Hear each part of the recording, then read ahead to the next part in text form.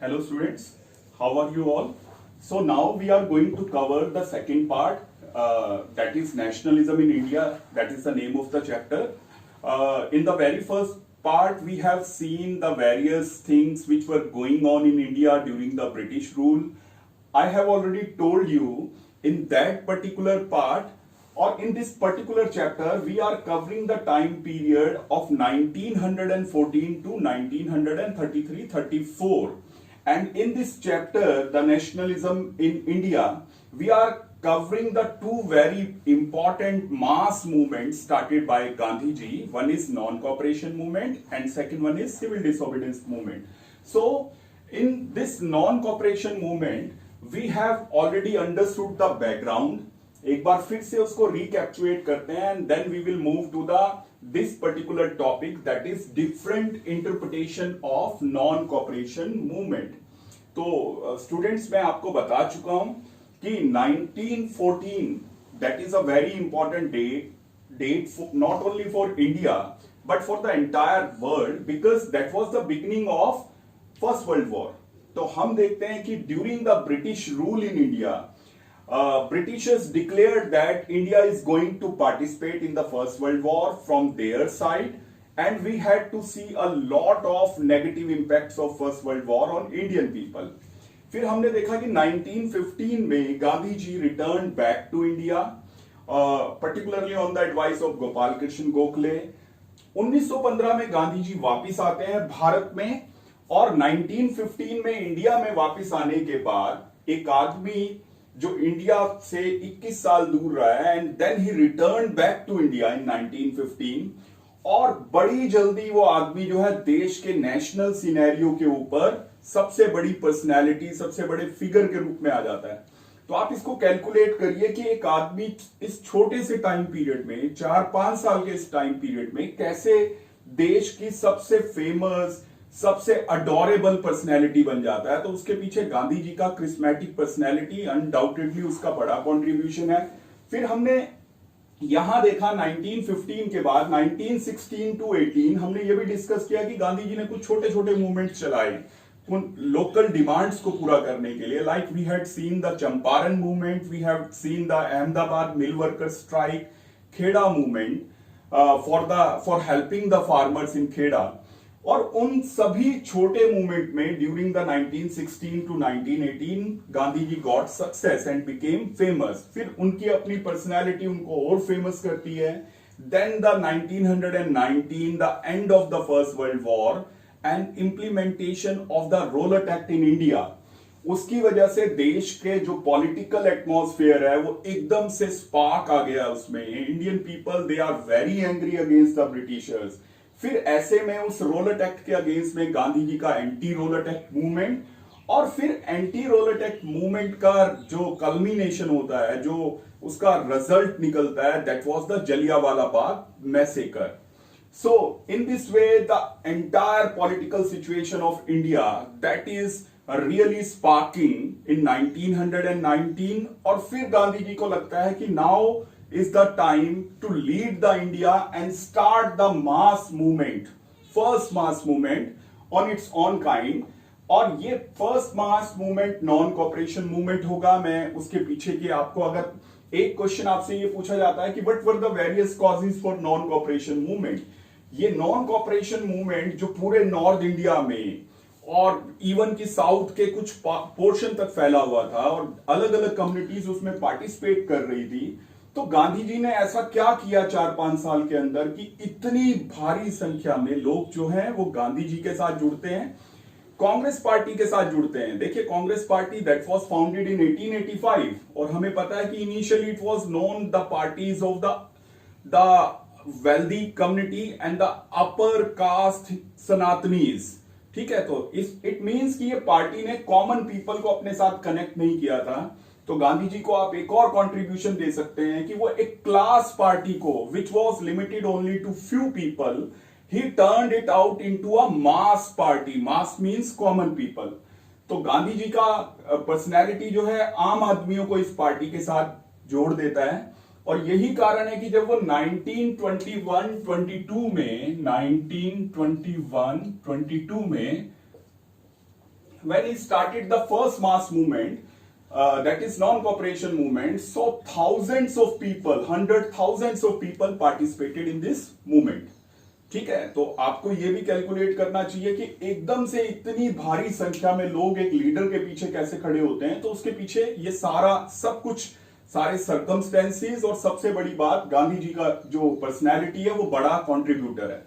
तो अब हम यहां देख चुके हैं कि नॉन कॉपरेशन मूवमेंट अकेला नहीं चल रहा था. One more movement that was aligned with the non-cooperation was खिलाफत movement. That I have already covered कि कैसे खिलाफत कमेटी बनती है अली ब्रदर्स के साथ, और फिर गांधी जी को लगता है कि भाई कि अली ब्रदर्स के साथ एक जॉइंट मूवमेंट चलाना चाहिए, and then the non cooperation and Khilafat movement started.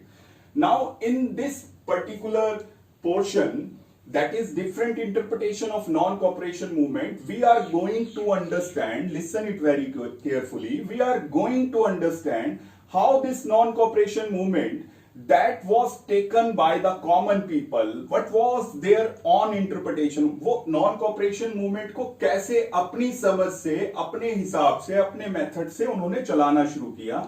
तो हम देखेंगे कि non-cooperation movement ने जितने एरियाज को कवर किया, उनमें से हमने इसको 4 कैटेगरीज में आपको डिवाइड करके दिया है आपकी एनसीईआरटी ने. First one is non cooperation movement in the towns and cities of India. Then the non cooperation movement in the countryside, that means in the village side area. Village side area में ये movement कैसे चला.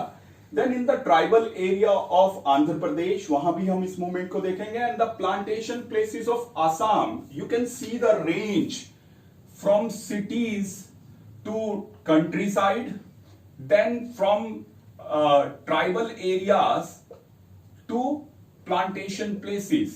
तो यानी कि बहुत बड़ा area जो है वो कवर हो रहा है नॉन कॉपरेशन मूवमेंट में.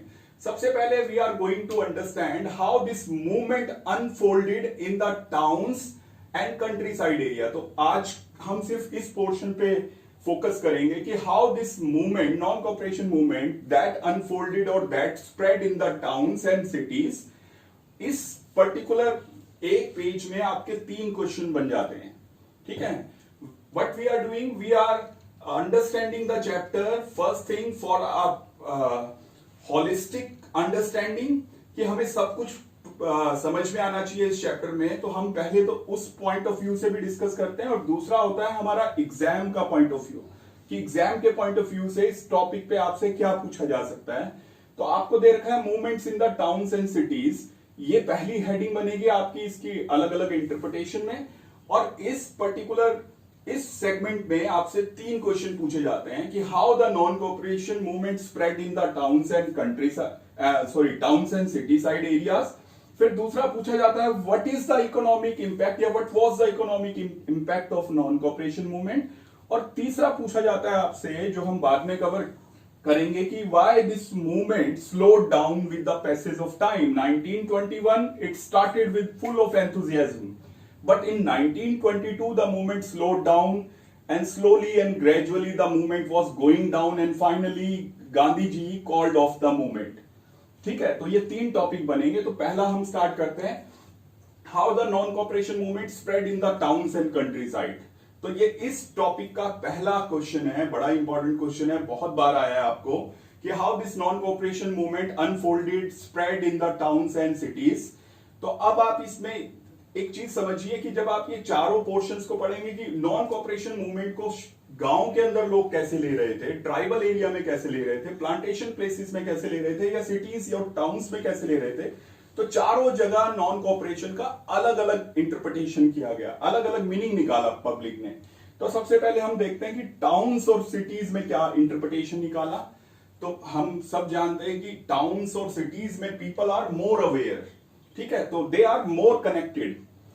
तो गांधी जी whatever way he wanted to start this movement, the movement started in the town side areas and city side areas almost in the same way. तो हम इस पहले पोर्शन में हम कर चुके हैं कि गांधी जी का क्या बिलीव था कि ब्रिटिश रूल इंडिया में कैसे चल रहा है. तो आपने उनका वो पढ़ा हुआ है, अगर आप पिछले पेज पे जाएंगे, in his book Hind Swaraj, what Gandhi ji said. Gandhi ji declared that the British rule in India is running only because of the cooperation of Indian people. क्योंकि कुछ हजार कुछ लाख ब्रिटिशर्स इंडिया के करोड़ों लोगों को रूल कर रहे हैं, that is because of the cooperation of Indian people. And once we decided not to cooperate with the Britishers, the entire British Raj would collapse within few months, few days, few months or within a year. तो that was the thinking of Gandhi ji, और उसी thinking के ऊपर गांधी जी ने अपना ये movement चलाया, और यही चीज उन्होंने लोगों को समझाने की कोशिश की, जो कि towns and city side people ने जिसको अंडरस्टैंड किया, क्योंकि वो थोड़ा कनेक्टिविटी है, न्यूज़पेपर्स हैं, लीडर्स शहरों में ज्यादा जा रहे हैं, तो इसलिए वो मैसेज टाउन्स पीपल तक पहुंचाने में कामयाब है. So now you will explain when this question comes to you कि how non-cooperation spread in the town side area. तो आप बताएंगे कि the non-cooperation movement spread in the towns and cities, most of the towns and cities of the North India, particularly in North India. And who participated in this movement? The middle class people, they participated in this non-cooperation movement in large numbers. So you can through these points you can make a better understanding कि मुझे लिखना क्या है. एक उसका graph बना लीजिए. पहले आप लिखेंगे कि this movement spread in the most of the towns and cities of the northern part of India. Then you will write down कि who participated. The middle class people participated in large number in this movement. और add क्या करेंगे? In the same way as Gandhi ji wanted, to unfold this movement in the same way the middle class people participated in large number. Now what they did, क्योंकि गांधी जी ने कहा था कि we will not make any cooperation with the Britishers with their administrative system, तो हम उनको कोई cooperate नहीं करेंगे. तो in the same way the students during the non-cooperation movement decided to boycott the schools, colleges and universities of government schools. That means British schools, British colleges and universities were completely boycotted by the students. They decided not to go to attend their classes. Then the next one, the Indian teachers and lecturers and professors who were teaching in these institutes, they also decided to boycott these institutions. The lawyers and Indian judges who were practicing in the British courts, they also decided not to participate, not to get involved in legal practices, or they also decided to boycott the courts. और एक और चीज, 1919 में जो government of India act पास हुआ था, britisher time to time अपने यहाँ पे नए नए एक्ट पास कर रहे थे ताकि इंडियंस को थोड़ा ज्यादा रिप्रेजेंटेशन दे सकें, थोड़ा उनको खुश कर सके कि हम आपके लिए, देखिए, we are running a rule of law और हम आपको पार्टिसिपेशन दे रहे हैं, आपकी डिमांड्स को एक्सेप्ट कर रहे हैं. तो उस गवर्नमेंट ऑफ इंडिया एक्ट 1919 के अंडर में जो काउंसिल इलेक्शंस होने थे प्रोविंसेस में, दैट मीन्स ब्रिटिशर्स ने, जैसे आज हमारे पास स्टेट्स हैं तो आप इन प्रोविंस को स्टेट्स मान सकते हैं, तो इन प्रोविंसेस में काउंसिल इलेक्शंस को कंडक्ट करना था 1921-22. और इंडियंस ने, और पर्टिकुलरली कांग्रेस पार्टी जो सबसे बड़ी पार्टी है, पॉलिटिकल पार्टी है, उसने डिसाइड किया कि we are not going to participate in the council elections of the provinces. यहां एक नंबर का क्वेश्चन और है कि मद्रास कौन सी एक ऐसी पार्टी है जिसने गांधी जी और कांग्रेस के कॉल को इग्नोर करके काउंसिल इलेक्शन में पार्टिसिपेट किया. तो in Madras province there is a party, आप इसको अंडरलाइन कर सकते हैं, जस्टिस पार्टी, जिसने गांधी जी की कॉल का या कांग्रेस की कॉल को इग्नोर करके इन इलेक्शन में पार्टिसिपेट किया. तो that will come of 1 marks question. Then you will also include that कि Gandhi ji also said that कि we want Swaraj through this non-cooperation movement, और स्वराज तभी आएगा when we will become self-employed. और self-employed हम तभी बनेंगे जब हम ब्रिटिशर्स का सामान लेना बंद कर देंगे. Why Britishers are in India? Just to exploit the resources of India. और इन रिसोर्सिस को एक्सप्लॉइट करना और अपने माल को इंडिया में बेचना, that was the main strategy of Britishers. तो हम क्यों उनको बेनिफिट उठाने दें? That's why this would be your last point कि on the appeal of Gandhi ji, Indian people decided to boycott the British goods and British clothes, and instead of using the British goods or British clothes, we would start using the khadi clothes. So khadi was a symbol of self-employment. So in this way, these are the important points which you are going to cover under this topic ki how non-cooperation movement spread in the town side area.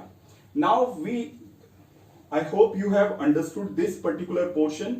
आपको ये सारी चीजें समझ आ गई होंगी। आप इन्हीं को अपने आंसर के मेन पॉइंट्स, मेन हेडिंग बना के इसको एक्सप्लेन कर सकते हैं और आपका ये आंसर कंप्लीट हो जाएगा। या हमें समझ आ गया कि टाउन साइड में, सिटी साइड एरिया में people how they participated. Now the second paragraph of this topic, movement in towns, is economic impact of the movement. What was the economic impact of the non cooperation movement? तो आपको अगर second paragraph देखेंगे तो उसमें लिखा भी हुआ है कि the economic impact of non cooperation movement was more dramatic, unexpected, very deep impact. It was a kind of, आप कुछ भी लिख सकते हैं कि non cooperation movement had a deep economic impact on British India or on the Britishers or on the British industries. It had a deep economic impact. It was a kind of setback. Setback means झटका लगना। तो ये झटका क्या था वो हम आपको उसमें एक फिगर भी दिया है जो आपने मेंशन भी करना है। आप क्या बताएंगे कि Gandhi ji appealed the people of India to boycott the British manufactured goods, British manufactured clothes and Indian, especially the town side people, they followed the advice of Gandhi ji. They decided to boycott the British manufactured goods, the goods which were manufactured in Manchester. Manchester सबसे बड़े industrial towns में से एक था Britain के, जहां पे माल बनने के बाद पूरी दुनिया में सप्लाई हो रहा था और सबसे बड़ा जो उसका परचेजर था दैट वाज इंडिया। तो India decided to boycott the British manufactured goods and clothes. In the same way, क्योंकि गांधी जी शराब के बहुत खिलाफ थे, तो उनकी अपील पर liquor shops were picketed, wine shops were picketed and foreign clothes were burned in huge bonfire eight public places. यानी कि सभी अपने घर से जो ब्रिटिश गुड्स क्लोथ्स थे उनको लेकर आए, एक जगह गली के नुक्कड़ पे उसको इकट्ठा किया और उसमें आग लगा दी, और ये शो करने के लिए कि now Indians are in a mood not to use the British clothes. ठीक है? And in the same way you can take this point here also कि they also decided to use the khadi clothes. ठीक है? एक और point है जो इसमें मिसिंग है, आप उसमें जरूर देखेंगे कि the Indian, even the Indian manufacturers, Indian traders, they decided not to trade the British clothes. ये बिल्कुल ऐसा ही है जैसे आज के कोरोना टाइम में we have a serious enmity with which country? China. So in against the China, what strategy we have adopted? Yeah, what kind of campaigning we are running on social media कि we will not use any Chinese product. In the same way, this social campaigning was going on exactly 100 years back by the Indians against the British industries की British को हम असली चोट पहुंचाएंगे economic, और वो तभी पहुंचाएंगे when we will not use the British manufactured clothes and we will use the khadi. और इस काम में many of the Indian traders they also participated and they also decided, Indian industrialist, Indian traders decided not to trade with the British manufactured goods. और उसका real impact, ये data आपको जरूर लिखना है कि the real economic impact of non cooperation movement we can see through the declining of the British trade और British exported goods to India. इसका मतलब है अगर हम देखें कि 1921 में ब्रिटिशर्स कितने रुपीस को या कितने, मतलब कितनी वैल्यू का माल इंडिया में एक्सपोर्ट कर रहे थे, तो दैट वाज 102 करोड़। ठीक है? The worth of 102 crore rupees goods was exported to India by the British companies. और अगले ही साल, sorry that is in 1921 and then 1922, तो 1921 में 102 करोड़ का माल भारत में आ रहा है और 1922 में वो लगभग 50% डिक्लाइन हो जाता है और सिर्फ कितना माल रह जाता है? 57 करोड़ का।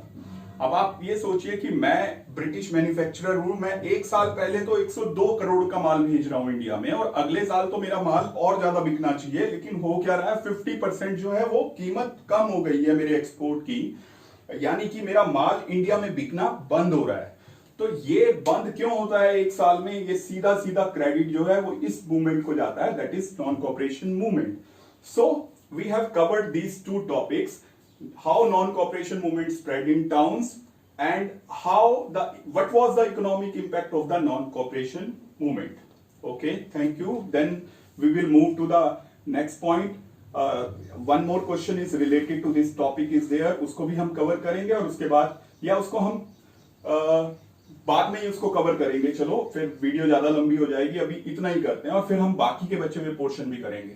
ठीक है, थैंक यू.